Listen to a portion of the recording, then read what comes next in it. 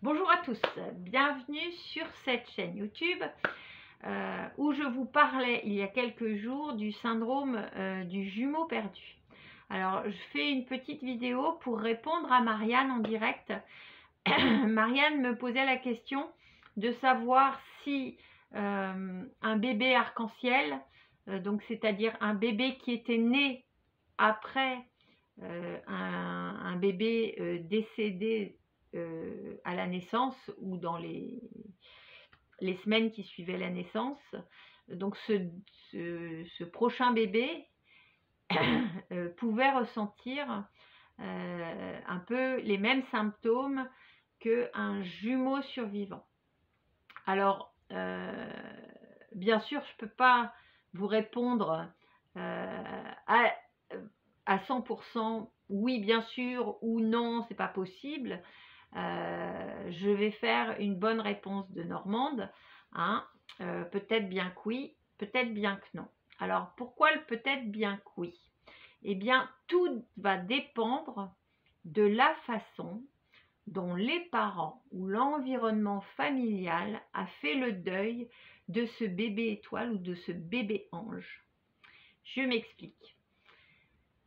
Si autour de ce deuil de ce bébé étoile s'est installée une espèce d'omerta, un silence, quelque chose de beaucoup trop douloureux pour qu'on en parle et qu'on mette des mots dessus, que chacun s'est un peu enfermé avec ses propres émotions, hein, donc le papa dans son coin, la maman dans son coin, peut-être les grands-parents. Chacun a vécu à sa façon ce deuil terrible, hein, qui est celui de perdre un enfant à la naissance. Et chacun a essayé de faire du mieux qu'il pouvait, comme il pouvait.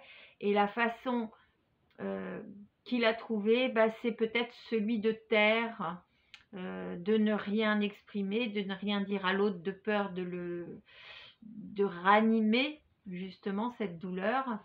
Et du coup, cette grande douleur, ce deuil va rester enfermé dans le cœur des parents et va devenir un peu comme un secret de famille.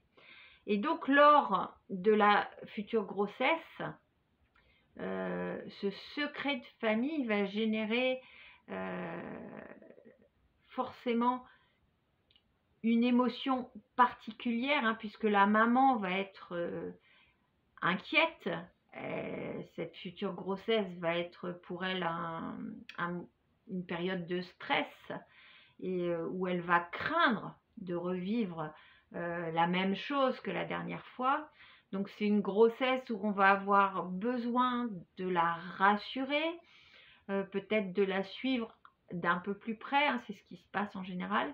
Et voilà. Mais si cette maman ne veut pas exprimer, ne veut pas mettre des mots sur ce qu'elle ressent, eh bien, comme je vous disais que le fœtus ou le nouveau-né sont les rois de l'empathie, c'est-à-dire qu'ils sont super doués pour ressentir ce que ressent la maman, voire même ce que ressent le papa.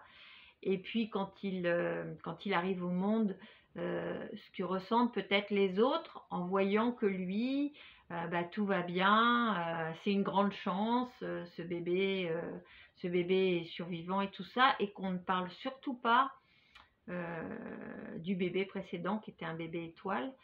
Eh bien, ce bébé arc-en-ciel, qui ne sait pas du tout peut-être qu'il est un bébé arc-en-ciel, va peut-être ressentir cette culpabilité d'avoir eu le droit de vivre, alors que il semble qu'autour de lui, on parle peut-être d'un autre bébé qui est décédé. Et donc, le remède à ça, c'est vraiment toujours de mettre des mots sur son ressenti, sur son expérience. Et quand on a du mal à trouver les mots, eh bien, il ne faut pas hésiter à aller trouver une personne ressource, aller en parler à quelqu'un, qui nous comprend, qui ne va pas juger ou transmettre ses propres angoisses, sa propre sollicitude, oh là là, mais que c'est dramatique et tout. Non, quelqu'un qui va savoir juste écouter et pouvoir peut-être aider la maman, le papa, la famille à mettre des mots sur ce qui vient d'arriver. Et donc ce mot de bébé étoile, de bébé ange, déjà c'est un super mot, hein. Vous êtes d'accord avec moi, c'est beaucoup plus sympa de parler d'un bébé étoile ou d'un bébé ange que d'un bébé mort ou voilà, d'un enfant décédé. Donc ce que je peux vous encourager, c'est si vous êtes dans cette situation de parents, de parange, et que vous avez la chance d'avoir ce bébé arc-en-ciel, vous savez, ce bébé qui vient après la pluie, ce rayon de soleil qui vient après la pluie et qui fait un arc-en-ciel, eh bien, n'hésitez pas à lui parler de ce bébé étoile, même très tôt dans la grossesse. Vous pouvez tout à fait vous adresser à lui, que ce soit sous hypnose ou pas sous hypnose, le soir dans votre lit.